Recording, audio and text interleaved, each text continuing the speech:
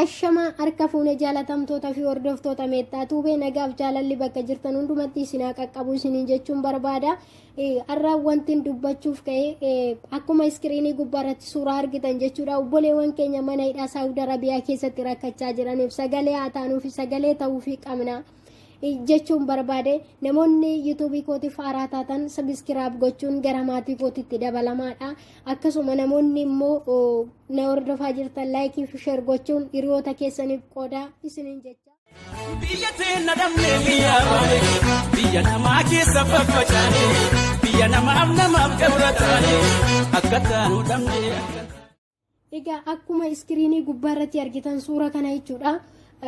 Yeroo baay'ee nu dubbatama garuu irra deddeebi'amee wanti dubbatamee wanti furmaata argamee fi injira jedhee si yaanne hanga har'aatittis hin jiru jechuudha. Guutumaan guututti hin jiru, faayidaan tokkollee hin argamne, dubbachaa jiru malee namni gadi fageessee rakkina isaanii miidiyaa gubbaarratti dubbata hin jiru. Kanaaf piliis Oromoo sagalee waliif haa taanu. Obboleewwan keenya mana hidhaa Saawudi Arabiyaa keessatti rakkachaa dhiphachaa jiran hin argitu. Dhiiraa dhalaadhaan achi keessatti rakkachaa dhiphinni guddaan irra ga'aa akka jiru hin argitu. Akkasitti walitti shaga'amanii jireenya isaanii jireenya namaatii gadi ta'eeti kan isaan jiraachaa jiran. Keessattuu dubartoonni viidiyoo isaan argitaniirtu yoo ta'e akkaataa isaan itti gangalatanii bo'anii hedduun keessan argitaniirtu. Baay'ee kan garaa nama nyaatudha. Viidiyoos ta'ee suuras ta'ee dhossaadhaan waraabanii sagalee nuu ta'aa jedhanii wantoota adda addaati irratti maxxansaa jiru. Namni waa'ee isaanii lafaa fuudhee kaasee akkas jedhee dubbate hin jiru.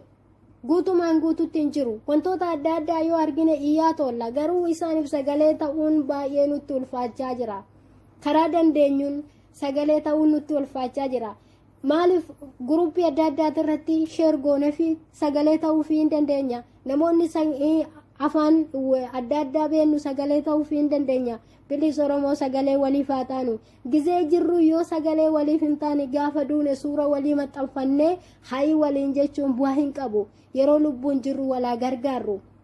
Nuti biliyeena 50 biliyeena 60 jechaa oolla malee miliyeena 60 biliyeena 50 miti nama 50 waliif gargaaruu dadhabneerra.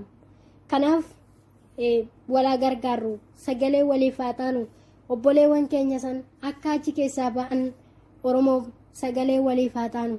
Dhiiroo namni achi keessatti rakkachaa jiru sun biyya keenya waa gaarii hojjechuu danda'a. Biyya keenyaaf seenaa hojjechuu danda'a. Dhalli isaa waan gaarii hojjechuu danda'a. Dhalli isaa boru biyya keenyaaf seenaa gaarii hojjechuu danda'a. Namni sun achi keessaa ba'ee biyya isaatiitti yoo gale biyya isaatiitti karaarra taa'ee yoo kadhate bareedaadha. Duutis rakkinnis gaariinis yaraanis biyya ofiitti bareedaadha. Zarii ofii keessatti bareedaadha. Biyya namaa keessatti rakkachuurra jechuudha. Namni achi keessatti rakkachaa jiru kun immoo yakka homaayyuu hin qabu. Yakka godhee miti. Akka kiyyaa fi akka kee qaarrachuudhaaf biyyaa ba'e. Garuu carraansaa mana hidhaa keessa ta'eeti malee. Kanaaf sagalee ta'aa fi sheer godhaa fi adaraa keessan warreen miidiyaa gurguddaa qabdan sagalee haa taanuu fi sagalee ta'uu fi qabna. Kuni waa'een kun ammoo fakkeenyaaf yoo dubbannee sagalee walii taanee boru hiriyoota keenya waan gaarii gochuu danda'an achi keessatti rakkachaa dhiphachaa lubbuun isaanii itti ba'aa jiran hedduudha. Kanaaf namni lubbuun isaa ba'u sun maaliif ba'a? Maaliif odoo sagalee ta'uu fi dandeenyu lubbuun isaa ba'a? Afaan dandeenyuun qubee dandeenyuun barreessine sagalee ta'uu fi qabnaa isiniin jechuu barbaade. Yoo isinitti tole laayikii fi sheer godhaa. Egaa akkuma iskiriinii gubbaarratti argitan suura kana